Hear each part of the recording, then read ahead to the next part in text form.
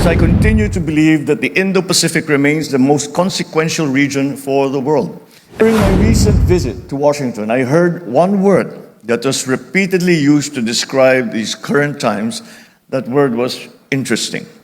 It was certainly a great event for me to officially meet President Donald Trump and key US officials with so much at stake.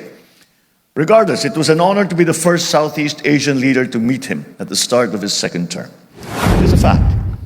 We in the Philippines can say this with certainty because we face the threat every single day. Our government vessels and fisherfolk continue to be harassed in our own waters, and we remain on the receiving end of illegal, coercive, aggressive, and dangerous actions in the South China Sea. We have many bilateral channels of communication and areas of cooperation. But in all of these, respect for our sovereignty, and I look forward to welcoming the world, including President Trump, to the Philippines next year to showcase ASEAN's significant achievements and potential.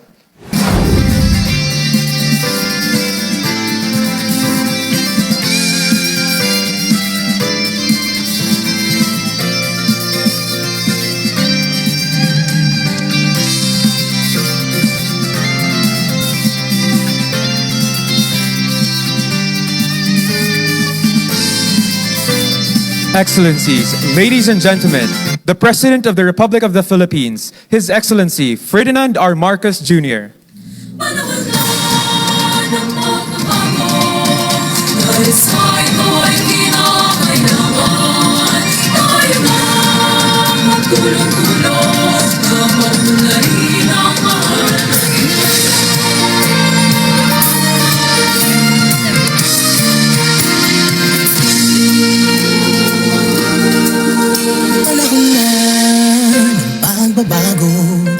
Dahil sa ito ay kinakailangan tayo na magtulong-tulong.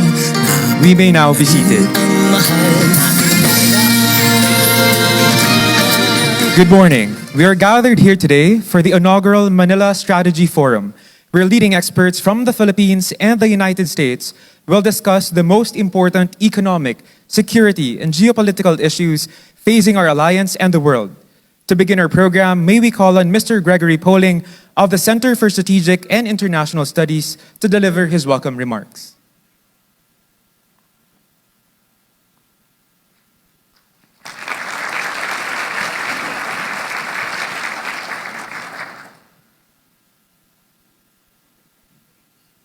Good morning. So first of all, obviously, thank you, President Marcos, for honoring us with your presence today. I'd also like to start by thanking ICTSI and its CEO, Enrique Razon, for his gracious support of the event we're having over these 2 days. Welcome all to the second day of our Manila Strategy Forum. Yesterday, we began our discussion on the big questions facing the world. Do we still live in the post-World War II international rules-based order? Our American and Filipino experts agree that the order is irrevocably changed, but that does not mean that we've moved back into a might makes right system of international governance. As a new order emerges, small and middle powers like the Philippines can play a determinative role in what norms and institutions survive and thrive.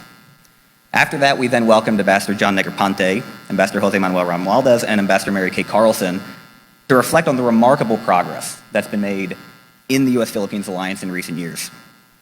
The story of our deepening defense ties are well known and vital, but the ambassadors also highlighted the important steps on economics, even under the Trump administration, which has committed to support the Luzon Economic Corridor and announced that the Philippines would be the first country on earth to receive new foreign assistance from the State Department. Our afternoon panels then focused on those questions of economic cooperation. Our experts on infrastructure collaboration highlighted the opportunities to work together to build a 21st century road, rail, port, energy, and telecommunications infrastructure here in the Philippines. And while noting the difficulties presented by the dismantling of the U.S. Agency for International Development, speakers pointed to opportunities through other U.S. agencies and with partners like Japan and the Republic of Korea, but especially in cooperation with U.S. and Philippine private sector entities, which are the most important actors in this space. And finally, we ended with a discussion of the issue that now always seems to be dominating the news, and that is tariffs and trade tensions. Speakers noted that the tariffs imposed by the United States are inefficient and they raise costs on everybody. But the current rate on Philippine goods ensures that the Philippines will not be disadvantaged compared to its regional competitors, and exemptions for some of the most important sectors manufactured here in the Philippines are also likely to lower the overall effective tariff rate for the country. But in the long term, these tariffs point to the urgent need for diversification, not diminishing the US-Philippine economic relationship, but increasing trade with other parties in Asia, with Europe, and with the Gulf, in order to reduce overexposure to any single market. I hope you all agree that yesterday was a rich and important series of discussions, and I look forward to more of the same today. On behalf of the Center for Strategic and International Studies, thank you all for being here with us again.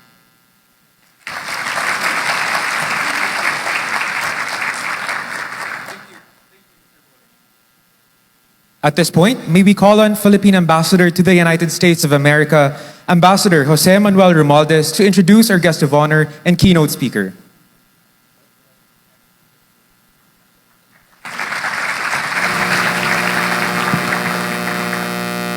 Ladies and gentlemen, the President of the Republic of the Philippines, His Excellency Ferdinand R. Marcos Jr.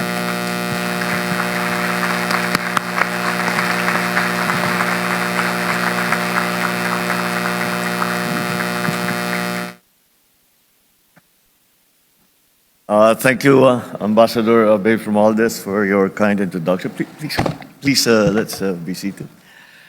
The United States of America Ambassador to the Philippines, Ambassador Mary Kay Carlson, the Excellencies of the Diplomatic Corps, DPWH Secretary Vince Dizon, the Center for Strategic and International Studies, Southeast Asia Program Director and Senior Fellow Greg Pauling, our former ambassador, the former ambassador of the United States to the Philippines, and who has since become one of the greatest champions of the friendship between the United States and the Philippines, Ambassador Negroponte. Participants. All the participants in this CSIS Manila Strategy Forum, my fellow workers in government, distinguished guests, ladies and gentlemen, good morning. It is a great pleasure to address this inaugural Manila Strategy Forum. And like everyone here, I commend the CSIS for its active and continuous support for the Philippines through the years. I envision that this forum will evolve into one of the leading security dialogues in this part of the world.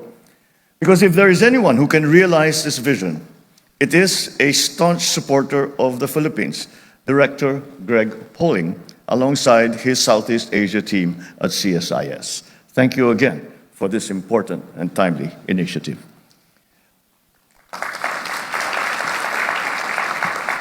And I say timely because I continue to believe that the Indo-Pacific remains the most consequential region for the world. And we, the Philippines, are at the forefront, at the front line of it all. It is only fitting that key security forums are centered in this part of the world. In this light, we can see the strategic value of our relationship with the United States and its increasing significance in the region. Allow me, therefore, to speak on the Philippines-United States relations this morning. During my recent visit to Washington, I heard one word that was repeatedly used to describe these current times. That word was interesting. I think the CSIS, being based in Washington, as well as our Philippine ambassador to the United States, who is here this morning, can attest to how interesting the political landscape there is today. All of us here know and have heard the diplomatics speak, but to be more precise, these times are immensely challenging. Some may say unpredictable, bleak, but always gripping and eventful. This is true not only for the United States, but for the rest of the world as well.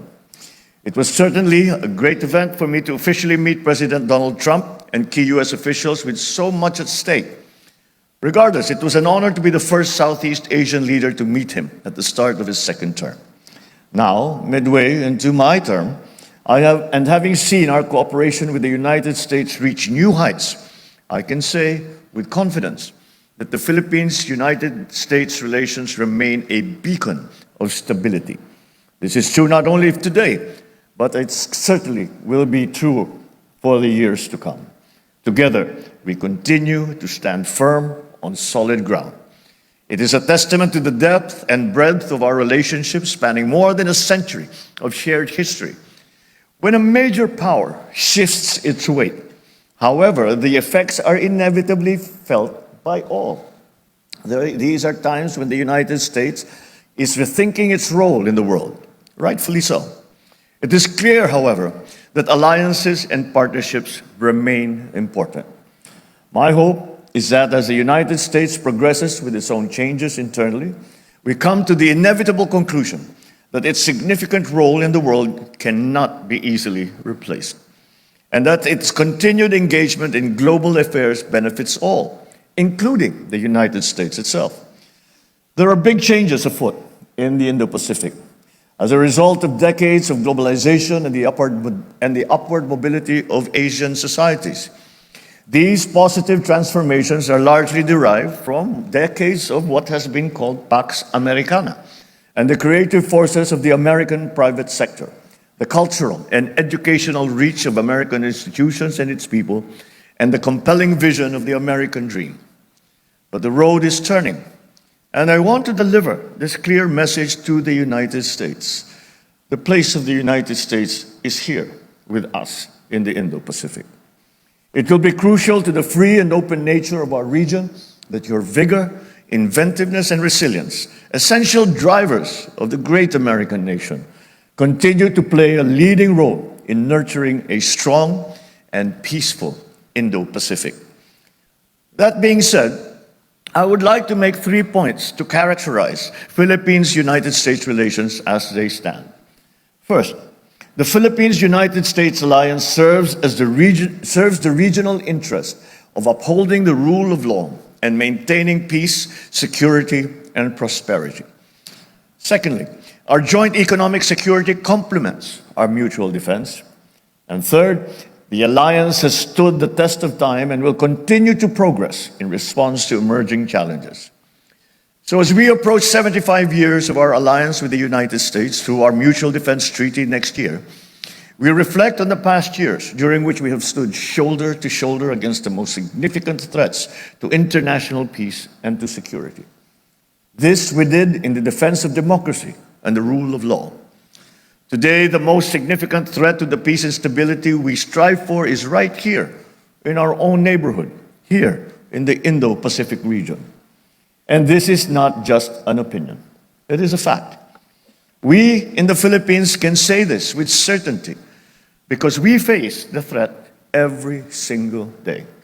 Our government vessels and fisherfolk continue to be harassed in our own waters, and we remain on the receiving end of illegal, coercive, aggressive, and dangerous actions in the South China Sea.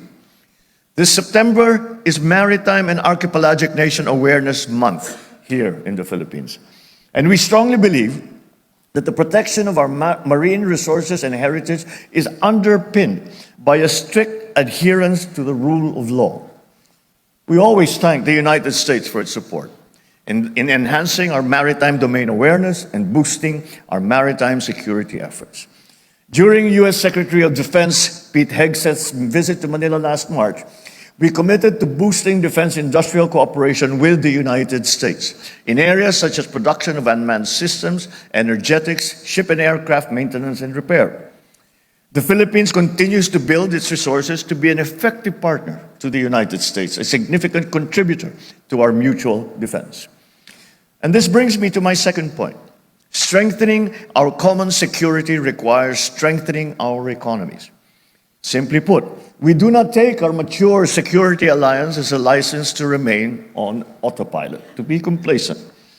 We are committed to pursue our growth targets and provide better opportunities for our people, ensuring that economic strength and resilience deliver the dividends for enduring stability and security. A few months ago, we signed a grant agreement with the United States Trade and Development Agency for the development of a 155-kilometer freight railway connecting key ports of Subic, Clark, Manila, and Batangas. Many other areas are ripe for further economic cooperation between our countries. including ensuring semiconductor supply chain resilience, refining critical minerals, and developing civil nuclear power capabilities. Cooperation in these areas makes sense not only economically, but also strategically in support of our shared security. And this brings me to my last point. The alliance of the Philippines and the United States has reached a necessary and natural progression towards trilateral and minilateral, multilateral engagements, building individual and collective capabilities to address common challenges. Because today's challenges are not bound by borders. Because of that, cooperation is absolutely essential. We have a growing trilateral partnership with the United States and Japan, under which we held a maritime dialogue last December and a national security meeting last May.